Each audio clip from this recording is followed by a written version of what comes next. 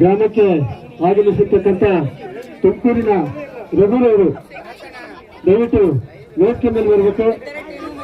ಅವರು ಈ ಊರಿಗೆ ಸರ್ಕಾರಿ ಶಾಲೆಯ ವಾರ್ಷಿಕೋತ್ಸವ ಇತ್ತು. ಅವರು ಅನೇಕ ಸಮಾಜ ಸೇವೆಯನ್ನು ಮಾಡಿದ್ದಾರೆ. ಯಾರಿಗೆ ಹುಷಾರಿಲ್ವೋ ಅಥವಾ ಆರ್ಥಿಕವಾಗಿ ಯಾರು ಉಳಿದಿದ್ದಾರೋ ಅವರಿಗೆ ಬಹಳಷ್ಟು ಸಹಾಯ ಮಾಡಿದ್ದಾರೆ.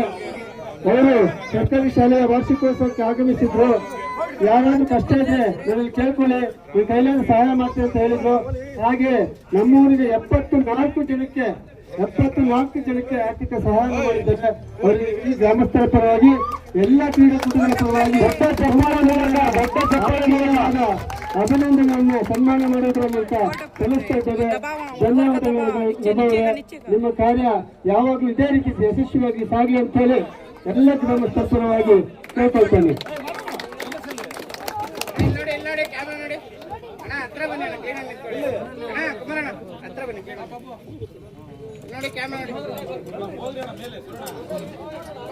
ನಾನು ಹೇಳ್ತಾ ಇರ್ತೀನಿ ಇವರಿಗೆ, ನಾನು ನಮ್ಮೂರಿನ ಒಂದು ಸ್ಕೂಲ್ ಯೂನಿಯನ್ ಡೇ ಕರೆಸಿದ್ದೆ ಅಷ್ಟೇ. ನಮ್ಮ ಆಸಿಫ್ ಅಂತ ಹೇಳಿದ್ರು, ಕರೆಸಿದ್ದು ನಾವು ಅವ್ರ ಹತ್ರ ₹1 ಎಕ್ಸ್ಪೆಕ್ಟ್ ಮಾಡಿದ್ರೆ ನಮ್ಮ ಸ್ಕೂಲಿಗೆ ಏನೂ ಕೇಳಿಲ್ಲ.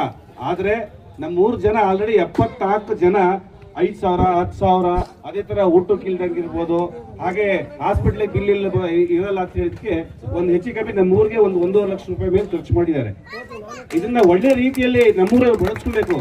ಕೂಡ ಯಾರಲ್ಲಿ ಫೋನ್ ಮಾಡ್ಬಿಟ್ಟು ನನಗೆ ಬಾರಿಗೆ ದುಡ್ಡಿಲ್ಲ ಅಂತಲೂ ಕೇಳಿದ ಉದಾಹರಣೆಗಳಿದಾವೆ ಇವ್ರ ಹತ್ರ. ಹಾಗಾಗಿ ದಯಮಾಡಿ, ಯಾಕಂದ್ರೆ ಒಳ್ಳೇದಕ್ಕೆ ಬಳಸ್ಕೊಬೇಕು. ಇವರೆಲ್ಲ ಮುತ್ತು ರತ್ನಗಳಿದ್ದಾಗೆ ಎಷ್ಟು ಬೇಕಾದ್ರೆ ಸಹಾಯ ಮಾಡ್ತಾರೆ.